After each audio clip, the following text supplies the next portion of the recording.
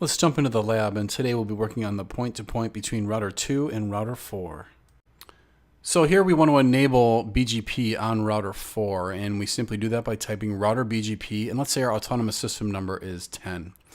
Now we want to establish a neighbor relationship with router 2 to their serial interface. So then we type in neighbor, the IP address of our neighbor, and then the remote AS, and we'll say their remote AS is 10 as well. So this is an iBGP connection, which we will talk about later, but basically we're connecting two routers in the same AS. And there you see our neighbor is not up. We see it in our BGP table, but it's not up and active because we have not enabled it on router 2. So on router 2, we type router BGP 10, the neighbor, the IP address for router 4, and now we should see this neighbor relationship come up. And it may take a second here. There we go. So now the BGP neighbor relationship has come up between router 2 and router 4 simply by entering two commands on each router. We now have a valid BGP configuration. Now when I show iPBGP, which shows the BGP table, or show IP route, we don't see any BGP routes being shared because we're not inserting anything to BGP just yet. So how do you advertise networks? You can do it many ways. You can do it through propagation of received BGP routes that you're already receiving from someone else. You can redistribute routes into BGP.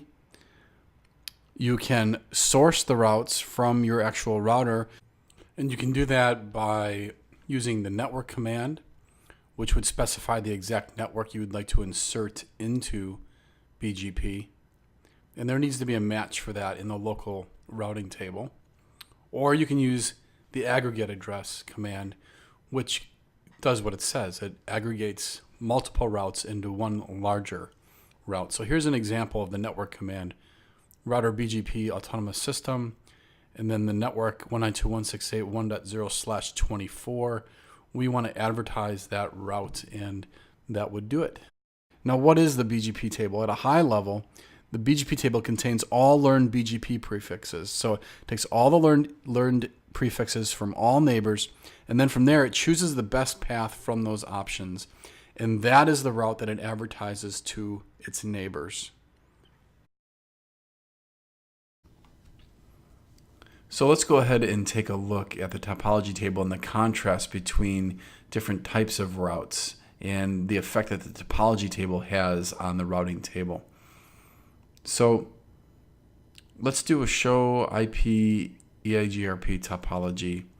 And here you can see that one route has a better feasible distance than the other. That one entry will be the chosen path, the successor. And there's one entry in the routing table, even though there are two entries in the topology table. That's in contrast to this other route, 192.168.40.0, where we have two entries in the routing table. Here's another IP version 6 address. How do we break it out into subnets? Well, here you have it. We're honoring the first 48 bits of this range, and then we are breaking this out into smaller subnets, as you can see here.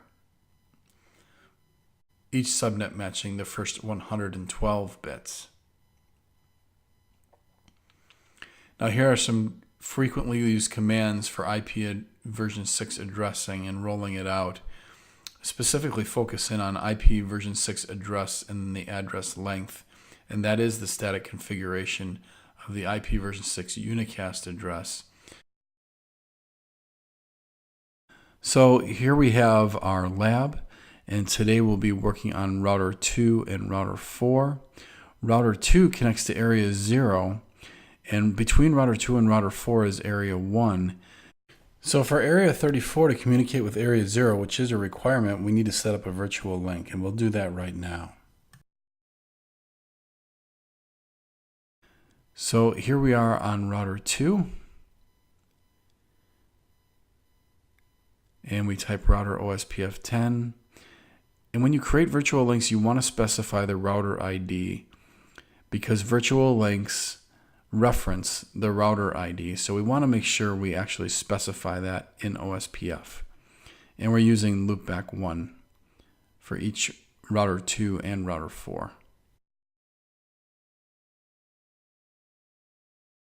Now in router 4, we go to router OSPF and then area 1 virtual link, and then we use the router 2 router ID 192.168.20.1.